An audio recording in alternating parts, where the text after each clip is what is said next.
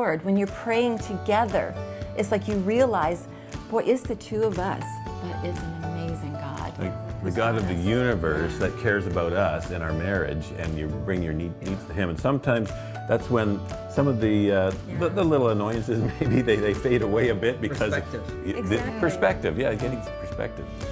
All right, thanks to Dr. Mike on the beach. It looked like a nice setting there. That was just that setting is kind of awe-inspiring. We've got Mike and Diane, Dan and Danielle here back in the kitchen again.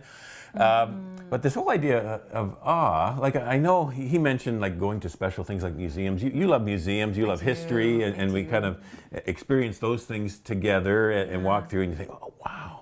Like we've been to Israel, and you see where Jesus walked, and you're thinking, oh my goodness. But there's something special about doing that together with your spouse. And I think the point of awe is, if I'm reading Dr. Mike correctly, is that he's encouraging us to kind of get outside of our narrow focus of us and what's wrong and how can we fix it, but kind of take a step out of that and be together and say, let's exhale and just kind of look around. There's a big picture here that we just need to soak in, and that when we realize that there's something so much bigger than us, that God has things at work so much bigger than what we go through on a day-to-day basis, we can exhale, we can say, okay, you know what, God's got this too. God's got us too. As we just commit our lives to Him, He's going to take care of us too. So experiencing awe is, to me, is kind of taking my eyes off of myself, inward focus, but just kind of opening my eyes to the world around me and say, okay, it's a bigger picture happening here. We get stuck in a mundane rut, right? We're flicking the channels, we're just doing the routine.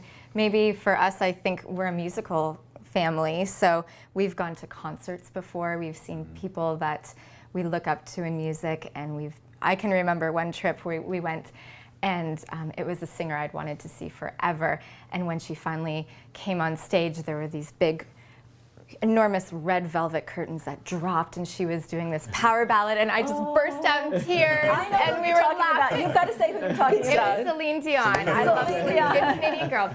Anyway, so when I saw that and he was with me, it was such a great moment and a great memory that we look back on now, and he was laughing at me and I was laughing at myself. But I've seen him in lots of moments, musical moments, and even worship services where we are just together, just in awe at what's praying at the altar together. Yeah, we've had a lot of those moments, and those are the moments we treasure, not the ones that we're stuck in front of the TV screen, right? Yeah.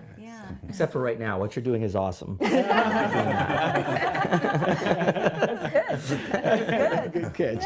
Good catch. Yes, we've obviously had the sport experiences, but with our foundation, going to Africa and to Haiti, the birth of our kids, that's over and above anything else.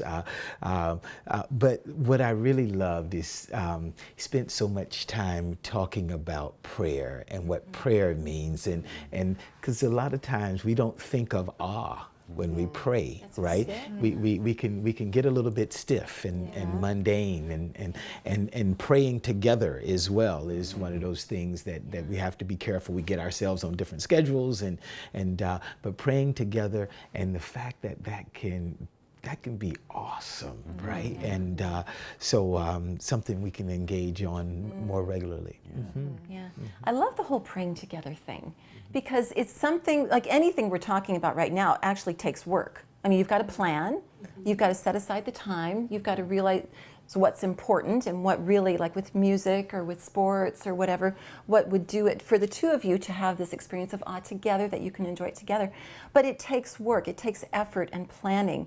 But then to actually do it, to step outside of your regular, normal routine, and then enjoy the amazingness of whatever it is, it brings your relationship to a different level, because you're no longer just, at the nitty-gritty, and you're together like this with the Lord. When you're praying together, it's like you realize, boy, it's the two of us, but it's an amazing God. Like the God of the universe that cares about us and our marriage, and you bring your needs to Him. And sometimes that's when some of the little annoyances, maybe they fade away a bit because perspective.